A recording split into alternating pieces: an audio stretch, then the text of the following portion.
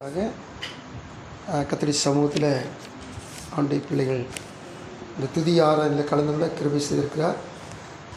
எல்லாருக்கும் இந்த சிலாக்கியம் கிடைக்கப்பட்டால் நமக்கு இந்த சிலாக்கியத்தை கற்றுக் கொடுத்திருக்கிறார். இப்பொழுதும் வேதத்தில் ஒரு பகுதி எடுத்து நாம் வாசித்து கொஞ்ச நேரம் தியானித்து தேவசனம் முடிக்க போகிறோம்.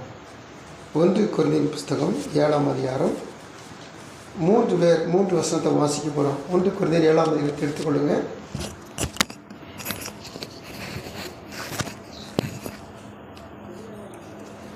ஒருத்தவங்க 17ஆம் வசனம், இன்னொருத்தவங்க 20ஆம் வசனம், இன்னொருத்தவங்க 24ஆம் வசனம்.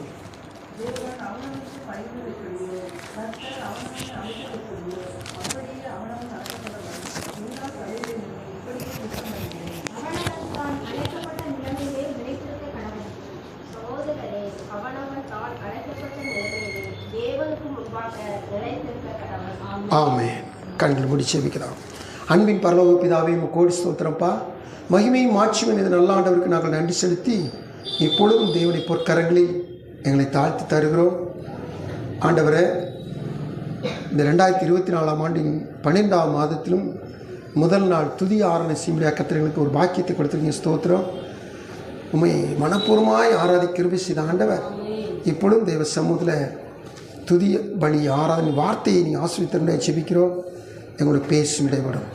கர்த்தாவே, வார்த்தை கேட்குற பிள்ளைகளை, வார்த்தை சொல்லுகிற அடிமையை உங்களுடைய கிருபையினால் பலப்படுத்தி இந்த வார்த்தையால் நிரப்பி ஆசீர்வாதத்தோடு அனுப்பும். இன்று மாத்திரமல்ல, எங்கள் வாழ்நாள் முழுவதுக்கும் இந்த வார்த்தை எங்களுக்குள்ள பேலன்ஸ் செய்யட்டும், எங்களை வழி நடத்தி செல்லட்டும். மீட்பர் இயேசுவின் நாமத்தில் விடுகிறோம் ஜெபங்கள் நல்ல பிதாவே. ஆமென். ஹல்லேலூயா. கர்த்தருடைய நாமம் மகிமைப்படுவதாக. தேவ சமூகத்தில் நாம் வாசித்த 3 வசனம், இந்த 3 வசனத்தில் ஒரு மையமான ஒரு காரியத்தை நம்ம காண்கிறோம். கண்டுபிடிச்சிட்டிங்களா? 3 வசனங்களிலும் மையமான ஒரு காரியம் அழைப்பு. ஹல்லேலூயா. ஆண்டவருடைய சமூகத்தில் அழைக்கப்பட்டிருக்கிற நம்மை திரும்புமாய் இந்த அழைப்பில் நாம் எப்படி இருக்க வேண்டும் என்று சொல்லி கர்த்தராய் தேவன் நம்மளோட பேசுகிறவராக இருக்கிறார். ஹல்லேலூயா. கர்த்தருக்கு ஸ்தோத்திரம். இந்த 1 கொரிந்தியர் 7ஆம் அதிகாரத்தில் குடும்ப காரியங்களை சொல்கிறார். கணவன் மனைவி காரியங்கள், ரட்சிக்கப்படாத கணவனாக இருக்கலாம் அல்லது ரட்சிக்கப்படாத மனைவியாக இருக்கலாம். இவங்களை எப்படி ஆதாயம் பண்ணணும், குடும்பத்துக்குள்ளே எப்படி நடந்து கொள்ளணும், இதெல்லாம் சில காரியங்களை ஆலோசனை சொல்லிக்கிட்டே வந்த பரிசுத்த பவுல் இந்த இடத்துல வந்த மாத்திரத்தில் அழைப்பை குறித்து ஏறத்தாழ இந்த 17ஆம் வசனத்திலிருந்து நம்ம வாசிக்கிற 24ஆம் வசனத்து வரைக்கும் அழைப்பை குறித்து பேசுகிறார். அப்போது இந்த அழைப்பில் ஏதோ நம்மகிட்ட ஆண்டவர் எதிர்பார்க்குறார். இந்த எதிர்பார்க்கிற காரியங்களை நாம் நடத்தணும்னு சொல்லி தேவன் விரும்புகிறவராக இருக்கிறார். ஹல்லேலூயா. கர்த்தருக்கு ஸ்தோத்திரம். முதலாவது இந்த 17ஆம் வசனத்தை சொல்லுகிற பொழுது வசனம் சொல்லுது பாருங்க. முதல் அழைப்பில் முதல் இந்த 17ஆம் வசனம் சொல்லுகிற காரியம் நடக்க கடவன். அழைத்தது எப்படியோ, கர்த்தர் அவனவனை அழைத்தது எப்படியோ அப்படியே அவனவன் நடக்க கடவன். அழைக்கப்பட்ட யாரும் எந்த அழைப்புக்காக அழைக்கப்பட்டமோ அந்த அழைப்பில் என்ன சொன்னால் அதுலேயே அது நடக்கணும். இதை மாற்றிடவே கூடாது. மாற்றினா பிரச்சனை வரும்.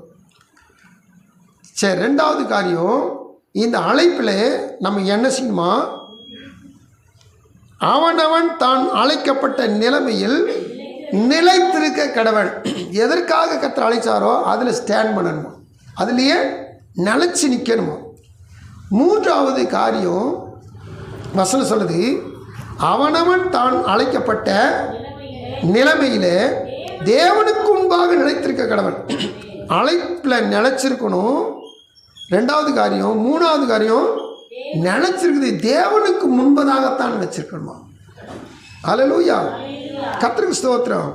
ஏன்னு சொன்னீங்கன்னா 3 காரியத்தை நம்ம தியானிக்க போகிறோம். உலகத்தில் அநேகர் உலகத்துக்கு முன்பாக ஸ்டாண்ட் பண்ணிடுவாங்க, ஆனால் கர்த்தருடைய சமூகத்தில் நிலை ஒழிந்து போயிடுவார். இந்த 3 காரியத்தை குறித்து தேவ சமூகத்தில் நம்ம தியானிக்க போகிறோம். ஆண்டவருடைய சமூகத்தில் காத்திருக்கிற தேவ பிள்ளைகள், முதல்ல ஆண்டவர் சொல்கிற காரியம், அவனவன் அழைத்தது எப்படியோ அப்படியே அவனவன் நடக்க கடவன். நம்மளை எல்லாரையுமே கர்த்தர் அழைச்சிருக்கிறார். இந்த அழைப்பில் எதற்காக அழைத்தாரோ அந்த அழைப்பை நான் பெற்றுக்கொள்ள என்ன சொன்னால் அதுலேயே நடக்கணும். அந்த அழைப்பில் அந்த வசனம் சொல்லுது, அப்படியே நடக்க கடவன். எப்படி அழைத்தாரோ அப்படியே நடக்க கடவன். வேதத்தில் ரோமர்கள் நிறுவம் 8ஆம் அதிகாரம் 34ஆம் வசனத்தை வாசித்து பார்க்கிற பொழுது, இல்லை, ரோமர்கள் நிறுவம் 8ஆம் அதிகாரம் 29ஆம் வசனமும் 30ஆம் வசனமும் வாசிக்கிற பொழுது,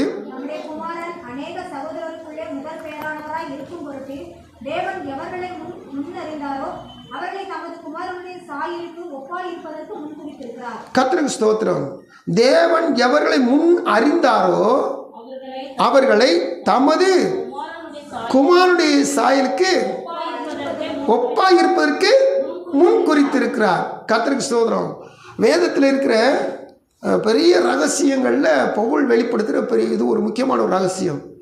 நம்ம எல்லாருமே குமாரனுடைய சாயலுக்கு ஒப்பாக இருப்பதற்கு தான் நம்மளை வச்சிருக்கிறார். கர்த்தர் முன் குறிச்சிருக்கிறார். நல்லா கவனிச்சு பாருங்க. அடுத்த வசனத்தில் முன் குறித்தாரோ அழைத்திருக்கிறார், எவர்களை அழைத்தாரோ அவர்களை நீதிமான்களாக்கியும் இருக்கிறார், மகிமைப்படுத்தியும் இருக்கிறார். முன்குறித்தல், அழைத்தல், நீதிமானாக்குதல், மகிமைப்படுத்துதல், இந்த 4 ப்ராசஸ் வேதத்தில் சொல்லப்படுது.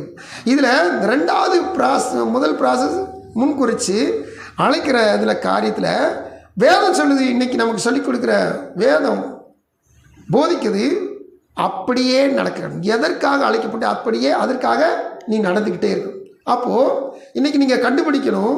இதை 29ஆம் வசனம் 30ஆம் வசனம் சொல்லுது, நான் தேவனுடைய சாயலாக இருப்பதற்கே அழைக்கப்பட்டவன். விளங்குதா?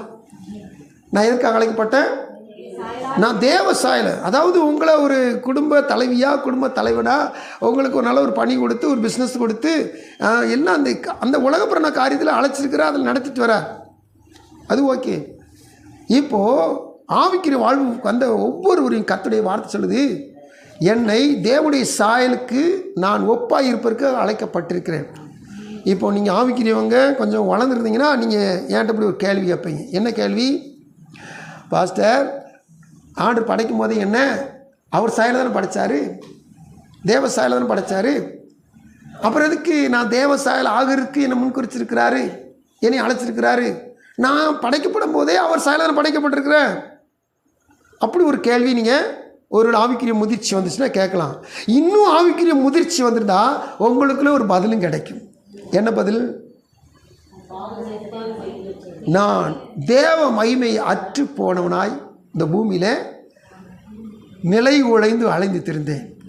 என்னை தேடி வந்து சிலுவையில் ரத்தம் சிந்தி என்னை மீட்டு கொண்டு என்னை ரட்சித்தார். இந்த ரட்சிக்கப்பட்ட நான் நாளுக்கு நாள் அவருடைய சாயலை அணிந்து கொள்ளும்படியாக, அவருடைய சாயலை அடைந்து கொள்ளும்படியாக நான் முன்குறிக்கப்பட்டவன். இப்போ அவருடைய சாயலை பூர்ணமாய் அடைந்து கொள்ள நான் அழைக்கப்பட்டிருக்கிறேன். ஹல்லேலூயா. இப்போ எல்லாருக்கும் நல்லா தெரியும், அடிக்கடி நம்ம தியானிக்கிற பிரசங்கி 7ஆம் அதிகாரம் கடைசி வசனம், இதோ தேவன் மனுஷனை செம்மையானவனாக உண்டாக்கினார், ஆனால் அவர்களோ அநேக உபாய தந்திரங்களை தேடிக்கொண்டார்கள். அப்போது படைக்கும் போது அவருடைய சாயலாக படைச்சிட்டார். ஆதாமையும் எவாளையும் ஆதாம் தான் படைத்தார். அவருடைய சாயல் அவர் எப்படி இருக்கிறாரோ அப்படியே ஆதாம் படைச்சிட்டார். அப்போது இன்றைக்கி நம்ம ஏசுனார் எப்படி இருக்கிறாரோ அப்படியே நம்ம இருக்கிறோம். ஆனால் பார்த்தீங்கன்னா பாவ சாயல் அவனுக்குள்ளே புகுந்து அவன் தேவனை விட்டு நினைச்சிட்டான், தூரமாயிட்டான், மகிமையை இழந்து போயிட்டான், பிரிஞ்சு போயிட்டான். முழுக்க மாம்சத்துக்கு இடம் கொடுத்ததுனால இப்போ சாயல் இழந்து பாவ சாயலை வாழ்ந்துக்கிட்டு இருக்கிறான். முகரூபமெல்லாம் ஒன்றா தான் இருக்குது. ஆனால் ஆத்துமா என்ன நஷ்டப்பட்டு போச்சு, ஆவி செத்து போச்சு. ஹல்லேலூயா. கர்த்தருக்கு ஸ்தோத்திரம். அக்கிரமங்களினாலும் பாவங்களினாலும் மரித்தவர்களாக இருந்த உங்களை உயிர்ப்பித்தார். ஹல்லேலூயா. தேவசோர காத்திருக்க தேவ பிள்ளைகளே, இப்போது அந்த வசனம் என்ன சொன்னீங்கன்னா, அந்த எபேசியர் 2:1 நீ வாசித்து பார்த்தீங்கன்னா, அக்கிரமங்களினாலும் பாவங்களினாலும் மரித்தவர்களாக இருந்த நம்மை உயிர்ப்பித்தார். அப்போ அந்த வசனம் நம்ம உயிரோடு தான் இருக்கிறோம், ஆனால் உயிர்ப்பித்தார் சொல்லுது. ரட்சிக்கப்பட்டவங்க தான் உயிர்ப்பிக்கப்பட்டிருக்கிறாங்க. ஆவி உயிர்த்திருக்குது. இன்னும் உலகத்தில் இருக்கிறவங்க ஆவி என்ன செய்யணும்னா அக்கிரமங்களாலும் பாவங்களாலும் டெட்டாகி மறிச்சு போய் தான் கிடக்குது. அந்த ஆவி உயிர்ப்பிக்கப்படலை. என்னைக்கு இயேசுவை ஏற்றுக்கொள்கிறாங்களோ அன்னைக்கு இந்த குமாரனுடைய சாயலுக்கு முன்குறிக்கப்படுகிறார்களோ அன்னைக்கு அவருடைய ஆவி உயிர்ப்பிக்கப்படுகிறது. அல்லேலூயா. அப்போ தேவ சமூகத்தில் நம்மளை அழைக்கப்பட்ட அழைப்பு குமாரனுடைய சாயலுக்கு ஒப்பாக இருப்பதற்கு, அவரை போல இருப்பதற்கு அழைக்கப்பட்டிருக்கிறோம். அப்படி அழைக்கப்பட்ட நாம் இதில் நடந்தோம்னா தான் அவர் சாயலை அடைய முடியும். அவர் சாயலை அடைந்தால் தான் அவர் எப்படி பூமியில் தேவ சித்தத்தை நிறைவேற்றி தேவனுடைய வலது பாரசத்தில் சிங்காசனத்தில் வீற்றிருக்கிறாரோ, இப்போ இயேசு நமக்கும் அவருடைய சிங்காசனத்தில் நமக்கு ஒரு இடத்தை அவர் தரவல்லவராக இருக்கிறார். அவருடைய சாயலை நம்ம அடைந்தோம் என்று சொன்னால்தான் இந்த காரியம் நடக்கும். இல்லாத பட்சத்தில் நடக்கவே நடக்காது. அல்லேலூயா. ஆண்டு சொல்கிற எபேசியர் 4ஆம் அதிகாரம் 1ஆம் வசனத்திலிருந்து ஒரு சில வசனங்களை வாசிக்கும் பொழுது அந்த வசனம் இப்படியா சொல்கிறது.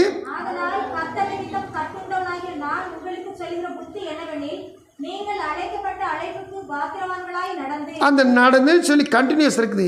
இப்போ நான் அதை என்ன செய்ய ஃபினிஷ் பண்ணி உங்களுக்கு சொல்கிறேன். நீங்கள் அழைக்கப்பட்ட அழைப்புக்கு பாத்திரவான்களாக நீங்கள் என்ன செய்யணும்? நடக்க வேண்டும்.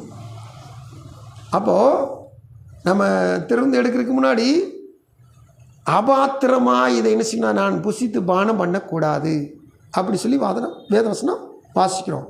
அப்போது பாத்திரவான்கள் அபாத்திரவான்கள். அப்போது பாத்திரவான்களாக நான் தகுதியுடைய மனுஷனாய் காணப்பட வேண்டும். இந்த அழைப்பில் நான் நிலைச்சி நிற்கணும். இந்த அழைப்புக்கு பாத்திரவான்கள், அதாவது தேவசாயில அடையும்படியாகத்தான் கர்த்தரை ரட்சித்திருக்கிறார், முன் குறித்திருக்கிறார், அழைத்தும் இருக்கிறார். இந்த அழைப்பில் நான் நிலைச்சி நிற்கணும். இந்த அழைப்பில் நான் நடக்கணும். ஆமென். கர்த்தருக்கு ஸ்தோத்திரம். அழைப்பத்துக்கு பாத்திரவான்களாக நடந்து கொள்ளணும். அபாத்திரனா போனோம்னா அப்போ நம்ம நரகத்துக்கு நேரம் போயிடுவோம், பாதாளத்துக்கு நேரம் போயிடுவோம். அநேக சுபாவங்கள் இன்னும் மாம்சீகத்தில் தான் இருக்குது. நம்ம இன்னும் உலகத்தில் தான் கிடக்கிறோம். நம்ம இன்னும் நம்மளை விட்டு மாம்சம் இல்லை, மாம்சீகம் சாகவே இல்லை. அதாவது என்ன அர்த்தம்? மாம்ச குணங்கள் இன்னும் என்ன செய்யுது, அப்போ போது எலும்பிக்கிட்டு தான் இருக்கு. நமக்கு கோபம் வந்தால் என்ன நடக்குன்னு நமக்கு தெரியாது. நமக்கு தேவசமுதிர அநேக காரியங்கள் முற்கோபத்தினால மதியீனமான காரியங்களை செஞ்சிடறோம். அல்லது இந்த உணவு காரியங்களோட பாருங்கள், சில நேரத்தில் இச்சையினால் சாப்பிடக்கூடாதுன்னு இருக்கக்கூட சாப்பிட்ருவோம். தேவ சமூகத்தில் குறிப்பிட்ட வயசு வந்துருச்சா குறிப்பிட்ட சாப்பாடை நம்ம என்ன செய்யணும்? ஒமிட் பண்ணிடணும், ஒதுக்கிடணும். அதாவது இப்போதைக்கு 35 வயசுன்னு சொல்லாங்க, அப்புறம் 30 வயசு ஆகிட்டாங்க.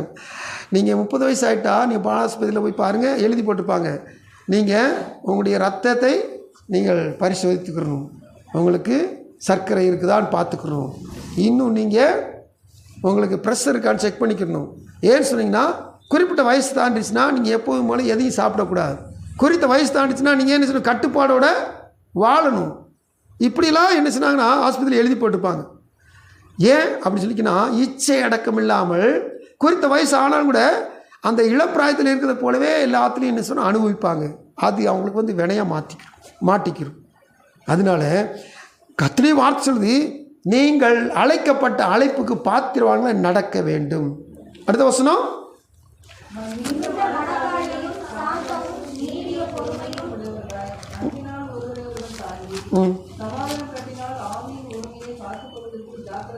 ஜாக்கிரதையாருங்கள், உங்களுக்கு உண்டான நீங்கள் ஒரே நம்பிக்கைக்கு அழைக்கப்பட்டது போல ஒரே சரீரமும் ஒரே ஆவியும் உண்டு, ஒரே கர்த்தரும் ஒரே விசுவாசமும் ஒரே ஞானசாரமும் எல்லாருக்கும் ஒரே தேவனும் பிதாவும் உண்டு.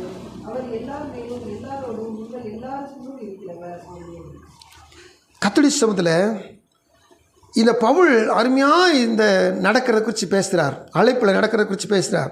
அப்படி பேசும்போது உங்களுக்கு உண்டான அழைப்பினாலே நீங்கள் ஒரே நம்பிக்கைக்கு அழைக்கப்பட்டது போல ஒரே நம்பிக்கை முழுக்க நான் தேவ சாயல் அடைவேன், இந்த நம்பிக்கையில் தான் நான் அழைக்கப்பட்டிருக்கிறேன். இந்த ஒரே நம்பிக்கையில் நடக்கிற பொழுது வசனம் சொல்லுது பாருங்க, ஒரே சரீரம், ஒரே ஆவி, ஒரே கர்த்தர், ஒரே விசுவாசம், ஒரே ஞானஸ்நானம், ஒரே தேவன். அதுக்கடுத்து இவர் எல்லார் மேலும், எல்லாரோடும், எல்லாருக்குள்ளும் இருக்கிறவர். 3 காரியம் சொல்லப்படுது. 6ஆம் வசனம் தானே? எல்லாரோடும், எல்லார் மேலும், எல்லாருக்குள்ளும், எல்லாரோடும், எல்லாருக்குள்ளும் இருக்கிறவர். இந்த தேவன் நம்ம எல்லார் மேலும் தங்கினா அழைப்பு பாத்திரவான்களை நடந்துக்கிட்டே இருக்கும். இப்போ எல்லோரோடு கூட இருக்கிறவர், அவர் எல்லாருக்கும் உள்ளும் இருக்கிறவர். ஹல்லேலூயா.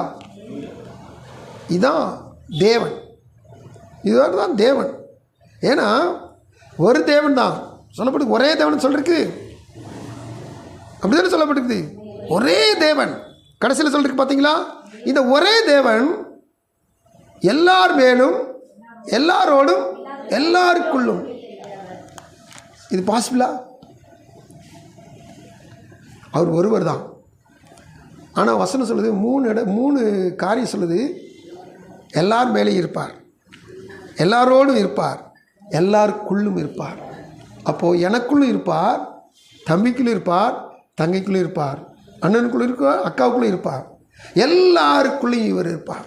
ஆனால் ஒரே தேவன் தான். இதுதாங்க தேவன். என்னை அழைச்சி அவருடைய சாயலை நான் மாறுவதற்கு என்னை நடத்துகிறவர். நான் நடக்கணும், பாத்திரமாக நான் நடக்கணும். ஹல்லேலூயா. சத்தியத்தை கர்த்தருடைய கற்றுக்கொள்கிறோம். அதுபடி நடக்க கர்த்தர் நமக்கு உதவி செய்ய வல்லவரா இருக்கிறார். கர்த்தருக்கு ஸ்தோத்திரம். அப்போ தேவ சமூகத்தில் காத்திருக்கிற தேவ பிள்ளைகள் எந்த காரணத்தை கொண்டும் ஆண்டுடைய சமூகத்தில் இந்த அழைப்பு குறித்து வேதம் சொல்கிறது. இதே எபேசியரில் 1ஆம் அதிகாரம் 6ஆம் வசனத்தை வாசிங்க. தம்முடைய தயவுள்ள சித்தத்தின்படியே தம்மை இயேசு கிறிஸ்து மூலமாய் தமக்கு சுவிகார புத்திரராகும்படி முன்குறித்திருக்கிறார். முன்குறித்த தேவன் புத்திர சுவிகாரராகும்படிக்கு நம்ம என்ன செஞ்சிருக்கிறாரா? முன்குறித்திருக்கிறார். கர்த்தருக்கு ஸ்தோத்திரம்.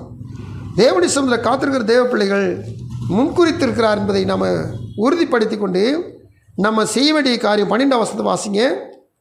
தமது சித்தத்தின் ஆலோசனைக்கு தக்கதாக எல்லாவற்றையும் நடப்பிக்கிற அவருடைய தீர்மானத்தின்படியே நாங்கள் முன்குறிக்கப்பட்டு கிறிஸ்துவுக்குள் அவருடைய சுதந்திரராகும்படி தெரிந்து கொள்ளப்பட்டோம். முன்குறிக்கப்பட்டு நாங்கள் தெரிந்து கொள்ளப்பட்டோம். ஹல்லேலூயா. எனவே அழைக்கப்பட்ட நாம இந்த அழைப்பில் முதலாவது நடந்து கொள்ள வேண்டும். சரி, அடுத்து கடகடன்னு நம்ம போக போகிறோம் தேவ சமூகத்தில். இப்போ அந்த வசனத்தை முடிச்சிருவோம். அதாவது ரோமர் 8:29 வாசனம்ல அதில் 30ஆம் வசனம், எவர்களை முன்குறித்தாரோ அழைத்தும் இருக்கிறார், அழைத்தாரோ நீதிமான்களாக்கியும் இருக்கிறார், மகிமைப்படுத்தியும் இருக்கிறார். அப்போது முன்குறிச்சிருக்கிறாரு, அழைச்சிருக்கிறார். அழைப்பு குறித்து நம்ம தியானிக்கிற பொழுது அழைச்சிருக்கிறார். அழைக்கப்பட்டவர்கள் அனைவரையும் என்ன செய்கிறார்னா நீதிமான் ஆக்கியிருக்கிறார். நீதிமான் ஆக்கினா தான் நீதிமானுக்கு தான் அது நித்திய கீர்த்தியாகிய பரலோகத்தை, நீதிமானுக்கு தான் சீயோனை, நீதிமானுக்கு தான் சகல விதமான நன்மைகளை, பூமிக்குரிய ஆசீர்வாதங்களும் பரத்துக்குரிய ஆசீர்வாதம் தரவல்லவராக இருக்கிறார். இப்போது இவர்களை தான் மகிமைப்படுத்தவும் செய்கிறார். ஹல்லேலூயா. கர்த்தருக்கு ஸ்தோத்திரம். பூமியிலே கர்த்தர் மகிமைப்படுகிறவர், அவரால் அழைக்கப்பட்டவர்களை மகிமைப்படுத்துகிறவர். இந்த 2 காரியம் பார்த்துக்கணும். நாம் அவரை மகிமைப்படுத்துகிறோம், அவரும் நம்மளை மகிமைப்படுத்துகிறார்.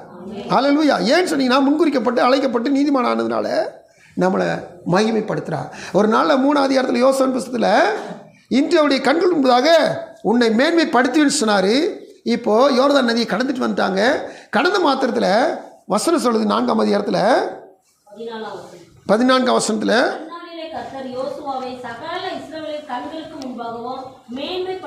மேன்மைப்படுத்தினார். ஹல்லேலூயா. இதுவரைக்கும் மோசைக்கு மட்டும்தான் பயப்படுவாங்க, மோசைக்கு மட்டும்தான் கீழ்ப்படுவாங்க, யாருக்கும் கீழ்ப்படிய மாட்டாங்க. ஆனால் மோசை செத்துட்டாரு, யோசுவா தலைவன் ஆகிட்டார். இந்த தலைவன் மனசுக்குள்ளே நினைக்கிறாரு, நான் எப்படி இந்த ஜனங்கள் நடத்த போகிறேன், திணறிக்கிட்டு இருக்கார். ஆனால் ஆண்டு வாக்கு பண்ணார், அவர்களை அவருடைய கண் உன்னை மேன்மைப்படுத்தி சொன்னார். அப்படியே 4ஆம் அதிகாரம் 14ஆம் வசனத்தில் யோர்தானை கடந்து மாத்திர ஜனங்கள் எல்லாரும் தேவ சமூகத்தில் இந்த மோசைக்கு எப்படி பயந்து நடந்தார்களோ அப்படியே யோசுவாவுக்கும் பயந்து பயந்திருந்தார்கள். அல்லேலூயா. இதாங்க மகிமைப்படுத்துகிற காரியம், இதான் மேன்மைப்படுத்துகிற காரியம். நமக்கு ஒரு பொறுப்பு கொடுக்கப்பட்டாச்சு. நான் திணறிக்கிட்டு இருக்கேன்னா எப்படி நான் கடந்து போவேன், எப்படி நான் அதை பாஸ் பண்ணுவேன், எப்படி நான் இதை மேற்கொள்வேன்னு சொல்கிற நேரத்தில் ஆவியானவர் நமக்குள்ளே இருந்து நம்ம நடத்த வல்லவராக இருக்கிறார். மேன்மைப்படுத்தவும் மகிமைப்படுத்தவும் கனப்படுத்தவும் அவரால் மட்டும்தான் கூடும். ஏன்னு சொன்னீங்கன்னா எந்த மனுஷனையும் யாரையும் மேன்மைப்படுத்த அவரால் மட்டும்தான் முடியும். தோற்று. சரி, 1 கொரிந்தியர் 7:20 வாசிக்கிற பொழுது அந்த வசனம் சொல்லுது, நிலைத்திருக்க கடவன்.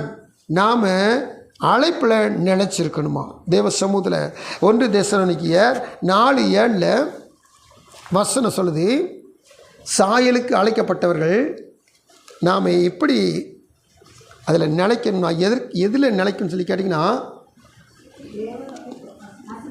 அசுத்தத்திற்கு அல்ல பரிசுத்தத்திற்கு அழைத்திருக்கிறார். அழைக்கப்பட்ட நாம் அதில் நடக்கணும், இதில் நிலைக்கணும். சாயலுக்கு நேரம் நடத்தல், இப்போ பரிசுத்தத்தில் நிலைத்திருத்தல். ஆமென். பரிசுத்த தேவனை வேதம் சொல்லுகிறது, எபிரேயர் 12:14 பரிசுத்தம் இல்லாமல் ஒருவனும் கர்த்தரை தரிசிப்பது இல்லை. ஆண்டுடைய பிள்ளைகள்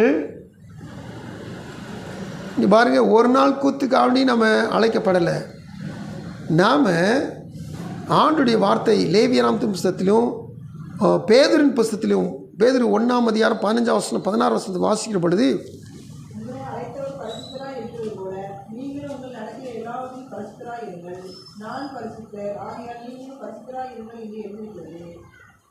ஆண்டு சொல்றாரு, நீங்கள் நான் எப்படி பரிசுத்தராக இருக்கிறேனோ அதுபோல் நீங்கள் உங்கள் நடக்கையில் எல்லாவற்றையும் செய்யுங்க, பரிசுத்தமாக இருங்கள். இதில் நிலைச்சி நிற்கணும்.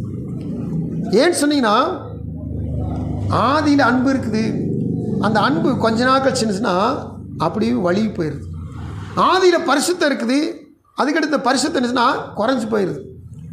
ஏன்னு சொன்னீங்கன்னா எவனை விழுங்கலாமோ என்று வயதடிச்சுட்டு திரு ஒருத்தர் இருக்கிறான், அவன் என்ன செய்யறான்னு சொல்லி கேட்டிங்கன்னா கிறிஸ்துவின் பக்கம் கூட்டம் பெருகி கொண்டிருக்கிறது அப்படின்னு சொல்லி உலகத்தில் இருக்க ஜனங்களை தொட்டு கூட பார்க்க மாட்டான், கண் ஏறிட்டு கூட பார்க்க மாட்டான்.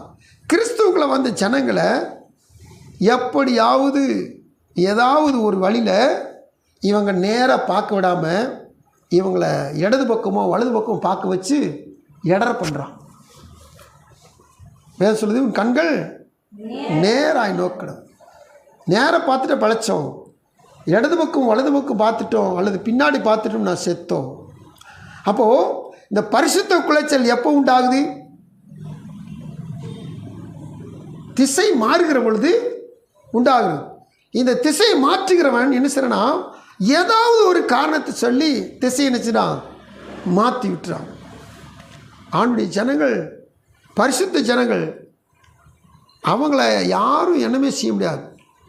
ஆனால் பிள்ளையாக வந்து எத்தனையோ குட்டிக்காரனை போட்டு பார்த்தா முடியவே முடியல. ஆனால் பிசாசு அவனுக்குள்ள வேலை செஞ்சு தந்திரமாக விதையை போட்டுட்டு போயிட்டான். மோவாபியர் கொண்டாடுகிற பண்டிகையில் போய்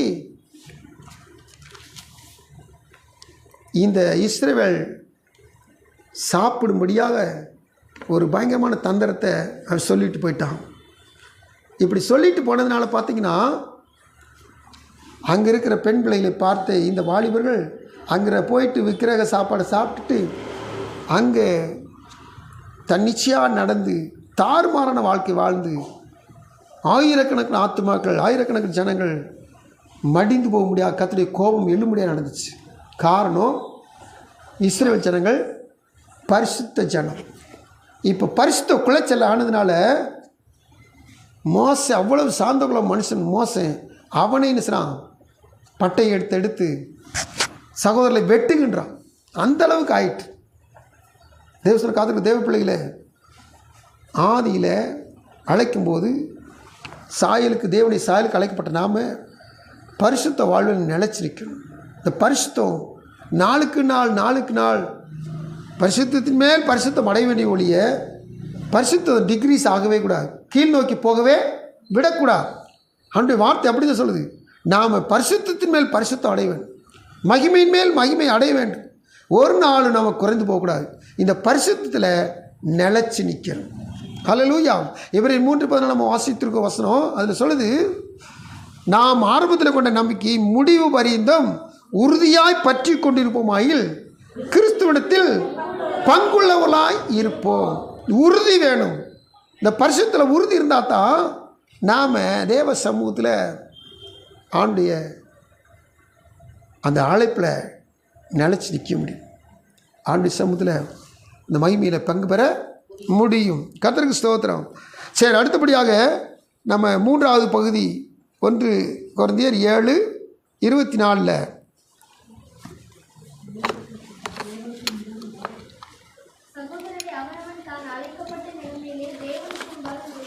தேவனுக்கு முன்பதாக நிலைத்திருக்க கடவன். இங்கே வசனம் சொல்லு பாருங்க. முதல்ல வாசித்தோம் 2வது பகுதி நிலைத்திருக்க கடவன். இப்போ தேவனுக்கு முன்பாக நிலைத்திருக்க கடவன் அப்படின்னு சொல்லப்படுது.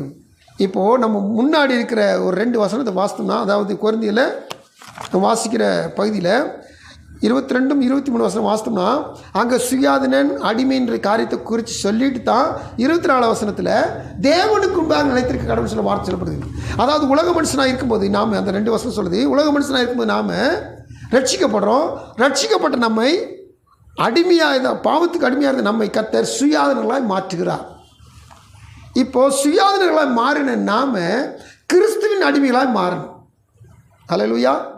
உலகத்துக்கு பாவத்துக்கு அடிமையாக இருந்த நம்மை கர்த்தர் என்ன ரட்சிக்கிறார். ரட்சித்த மாத்திர நம்ம சுயாதீனங்களாக இருக்கிறோம். சுயாதீனம் வந்துருச்சுன்னு சொல்லி நம்ம என்ன சொன்னால், நான் என் இஷ்டத்துக்கு எதுவும் செய்யக்கூடாது. நான் இப்போ என்ன சொன்னால் கிறிஸ்துவின் அடிமையாக மாறணும். இப்போ கிறிஸ்துவின் அடிமையாக மாறினா தேவ சமூகத்தில் இந்த சுயாதீனத்தில், இந்த கிறிஸ்துவின் அடிமைன்ற சுயாதீனத்தில் நான் நிலைச்சி நிற்கணும்.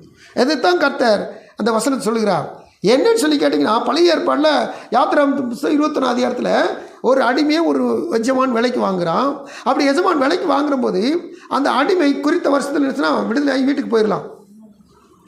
ஆனால் அந்த அடிமைக்கு இந்த எஜமான் என்ன சொன்னால் ஒரு கல்யாணம் முடிச்சுன்னா பிள்ளைகளை பெற்று குடும்பமாக ஆகிட்டான்னு சொன்னால், இந்த அடிமை எஜமான் விட்டு போகிறேன்னா அடிமை மட்டும்தான் போகணும், அடிமை மனைவி பிள்ளைகளும் போகக்கூடாது.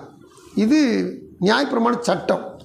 அப்போது இந்த அடிமை என்ன செய்யறான், நான் மட்டும் எதுக்கு தனியாக போகணும், என் மனைவி பிள்ளை இங்கே இருக்கிறாங்களே, அவங்க என் கூட வரமாட்டாங்களே, அதனால் மனைவி பிள்ளைகளை நான் நேசிக்கிறேன், எஜமானே நான் உங்களுக்கு கடைசி வரைக்கும் வாழ்நாள் முழுதும் அடிமையாகவே இருக்கிறேன்னு சொல்லி அந்த அடிமை சொல்லிட்டானா, அந்த அடிமையை கூட்டு கொண்டு என்ன செய்யணும், கதை ஓரத்தை நிப்பாட்டி நிலையில் அவனுடைய காதை சேர்த்து வச்சு ஒரு கம்பி எடுத்து காதை ஒரு ஓட்டை போடுறது. கம்பி வச்சு ஒரு குத்துனா அந்த அடிமை என்னாலும் அந்த எஜமானுக்கு அடிமையாக இருந்துக்கலாம். இந்த வீட்டை விட்டு போக வேண்டிய அவசியமே இல்லை. இப்போது 40ஆம் வசனத்தில் வாசிக்கிறோம், என் செவிகளை திறந்தார். ஆண்டவர் இயேசு அடிமையின் ரூபம் எடுத்து மனுஷ சாயலானான்னு சொல்லி நம்ம பிலிப்பியர் 2ஆம் அதிகாரத்தில் வாசிக்கிறோம்.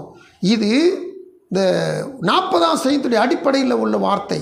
40ஆம் வசனத்தில் நீங்கள் வாசித்து பார்த்தீங்கன்னா அந்த வசனம் சொல்லுது, 6ஆம் வசனம், திறந்தி போதும். அதாவது என் செவிகளை திறந்துருச்சுன்னா ஆண்டவர் இயேசு இப்போ நிரந்தர அடிமையாய் இப்போ இந்த பூமிக்கு என்ன செய்யறனா ஒரு அடிமையின் ரூபம் எடுத்து மனுஷ சாயலாய் இந்த அடிமை இவர் இப்போ நம்மளை கிறிஸ்துவின் அடிமைகளாய் அவர் நமக்கு சுயாதீனம் கொடுத்து அவருக்கு முன்பாக இருக்க வைக்கிறார். ஏன் இந்த காரியத்தை நம்ம இப்படி தியானிக்கிறோம் சொல்லி கேட்டிங்கன்னா, ஒரு அடிமை என்று சொன்னாலே, நிரந்தர அடிமை என்று சொன்னாலே எஜமானை விட்டு பிரியவே கூடாது. நாம் ரட்சிக்கப்பட்டவங்க, இயேசு ரத்தினால் மீட்கப்பட்ட நாம் இந்த இயேசுவை விட்டு எப்பவுமே பிரியவே கூடாது, இயேசு விட்டு விலகவே கூடாது. அவர் வாக்கு பண்ணியிருக்கிறார், நான் உன்னை விட்டு விலக மாட்டேன், உன்னை கைவிட மாட்டேன்னு சொல்லி வாக்கு பண்ணியிருக்கிறார். ஆனால் சுயாதீனப்பட்ட மனுஷன் என்ன செய்யறானா, ஒரு காலத்தில் பரிசுத்தமாக வாழ்கிறான், ஒரு காலத்தில் தேவசாலைன்னு ஓடுறான். ஆனால் இவன் என்ன செய்யறானா, பிற்காலத்தில் திசையை மாற்றி ஓட ஆரம்பிச்சிடான். அதனால இந்த தேவனுக்கு முன்பதாக எப்பொழுதும் என்ன செய்யணும், அடிமையாகவே இருக்கணும். இதைத்தான் அந்த 22 வசனம், 23 வசனம், 24 வசனத்தில் கர்த்தர் நமக்கு விளக்கி காண்பிக்கிறவராக இருக்கிறார். கர்த்தருக்கு ஸ்தோத்திரம்.